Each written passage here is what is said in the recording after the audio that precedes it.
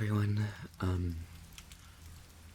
I don't have anything planned for my cake day. I didn't even realize it was coming up so soon, so I'll just see if I can ramble about myself. I'm usually really bad at talking about myself, but I'm gonna give this a shot. I have a few things written down from my childhood. Um, so it's morning and it's raining out. I don't know if the rain's gonna be audible or not, so I might just add extra rain sound effects if it's not hard to make it a little more cozy. Um, I'm letting you see, peer behind the doors of audio making. It's so mysterious. um, okay, so I'm gonna try to talk about myself as a kid. Some fun little stories. Um, in preschool, apparently I was a really bad kid. Not like bad in the sense of bad to my parents, but when they dropped me off at preschool or daycare or whatever it was, um, they have this story of me, and they always remind me of where I was just in a really bad mood, and the counselors didn't know what to do with me, and I bit this one counselor, and then they called the cops on me because they had no idea what to do with me. I was just too much of a rambunctious thug. Little 5-year-old me biting them and being mean and pouty, and I don't know why you would ever call the cops in that situation. It's really stupid, but I have had the cops called on me. So that's one story about me. Um, apparently I was a naughty kid. um, let's see. I I've lived in snowy areas all my life, and I've really gotten used to the snow. As kids, we'd do all kinds of things. We would sled in the backyard. I had a really good backyard for sledding. It was a really big yard, and it actually had a hill on it. The house was on a hill, so the backyard, right as the driveway ended, was hill, so you could actually sled quite well down it. So I had a friend that lived right behind me. We set up a ladder over the fence so we could climb over to each other's house. He had a pool, so that's why he had a fence. And he would walk over, and we'd sled in the backyard. We'd make ramps and try to do tricks on the sleds. And make little paths to see how fast we could go. And I guess I had a coat. I don't really know what it was. A winter coat that was smooth enough that I could actually slide on my stomach a bit. And I invented penguin sliding. I called it for myself, where I would just go down hills and try to slide down on my stomach. I haven't been able to do it past since I was like 12 or 13, but I remember it being fun and satisfying in some weird way. Yeah, I had lots of fun with that friend who lived over the fence, through the woods, up the hill. I had I had a trampoline, he had a pool, and we would go back and forth hanging out with each other. We did all kinds of things on a trampoline. We grew up on that thing where we got amazing on it. We would do front flips, he would do back flips. We had all kinds of terminology for the various ways to jump on a trampoline. Most people would call it double bounce, when you would push down the netting of the trampoline right before someone landed to give them an extra boost. But we would call it conductor. And then we would call it steal, when you would jump right after somebody and basically take their energy for yourself to get an extra boost. And yeah, we would spend hours and hours on it. We would run out in storms because the netting was heavier when it was wet in the rain, and you could jump extra high and it would make a loud sound, and it was really satisfying. You could see all the water come up out of the netting when you jumped in like little clouds of mist. And we would play games in the summer with the hose. We would have the hose on top of the trampoline and jump with it. And we would change the hose around to various settings. And essentially, it was a game of not getting hit by the hose, even though there was bouncing happening and the hose was flying everywhere. There would be like a jet stream. Jet was one of the settings on the hose. And it would just be basically a straight line of water. And we would just try to jump over it back and forth like jump rope, but it would be bouncing up and down each time. It would be getting the netting of the trampoline wet and making it more satisfying and helping us jump higher. Oh my god, we must have wasted so much water. I feel bad nowadays. But at least it was when I was young and didn't know better, and it was a whole lot of fun. Just having that hose on the trampoline, doing things with it. Sometimes someone would be underneath with the underneath the trampoline with the hose spraying up, and he would try to dodge it from. It was a little game of trying to dodge it. I'm gonna grab a drink of water. So, yeah, I did so many things with that friend. I remember having our first Game Boy Color with a little trade wire.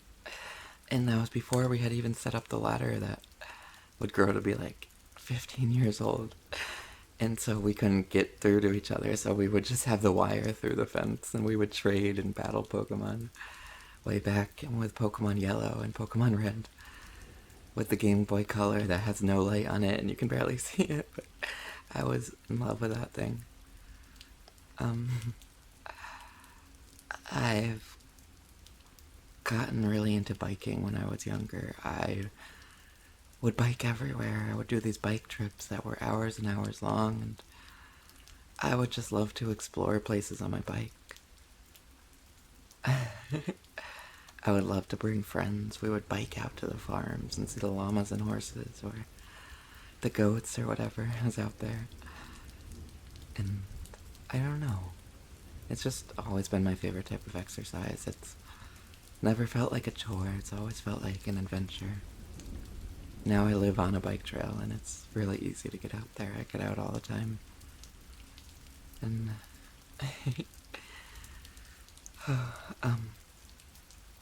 yeah, so when I was even younger, things with family, my dad used to be a foot monster. He would just have blankets over him, and he would be on all fours, and he'd walk around the family room. And my sister and I, we were little, and we would run around, jumping on the couches, jumping on the windowsill, trying not to be caught by the foot monster. And if he got us, he would pull us in by our feet and our legs and tickle us and bring us under. And I remember us screaming and saying, no, no, no. And we would jump on top of him if the other person had gotten captured.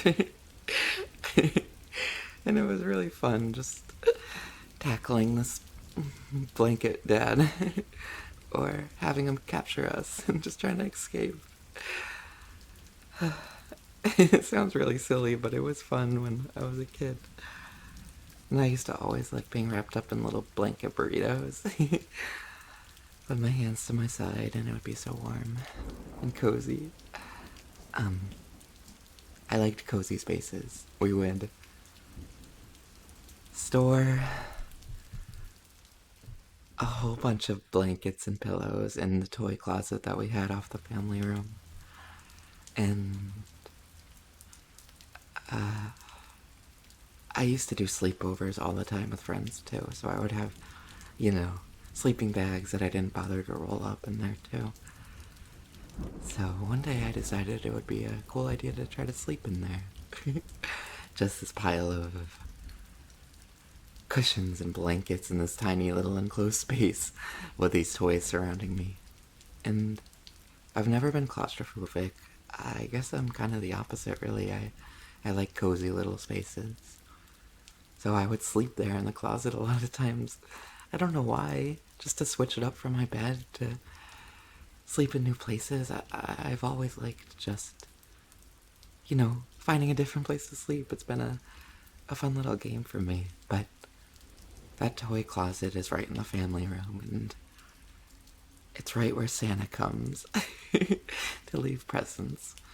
So, of course, one day little child in me decided it would be a good idea to sleep down in the closet and keep it cracked just a little bit open on Christmas Eve and see what happened.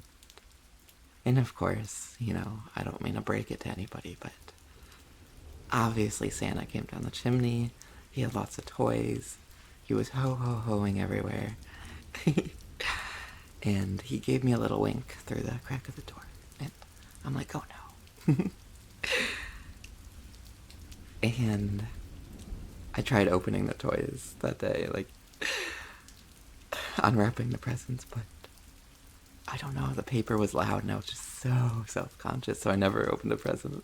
I looked in my stocking, saw all the candy, and then tried to go back to sleep, which was really hard when you're a child and Christmas is in like 6 hours. I don't remember if I slept that night or not.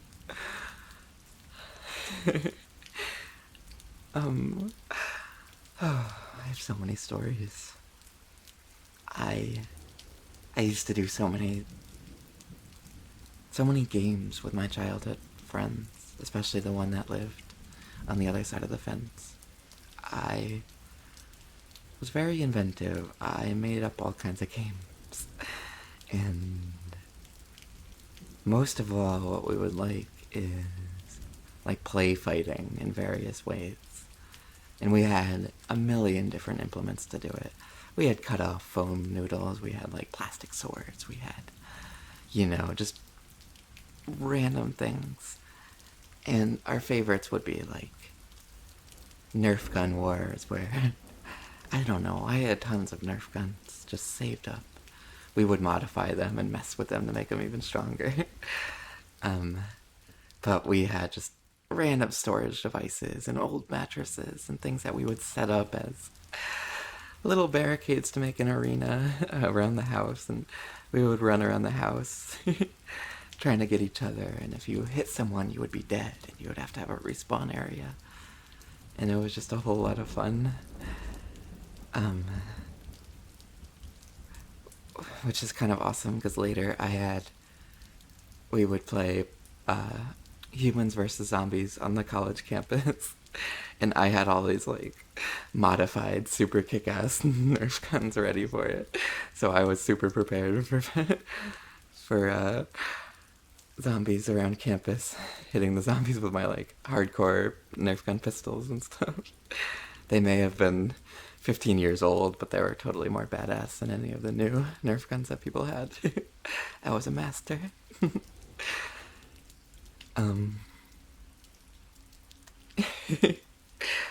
Oh god, I guess I should call it here. I thought this was gonna be hard, but I have a lot of stories I could tell. I could go off for hours and hours.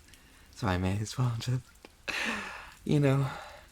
pinch it off before I put anyone to sleep. I hope you guys have a good day, night, and wish me a happy cake day, won't you? I love you guys. Thank you so much for stopping by. I don't know what I would do without you guys. You make me feel so special and important, and I love all the kind things you say. So yeah, have a good one. I adore you guys.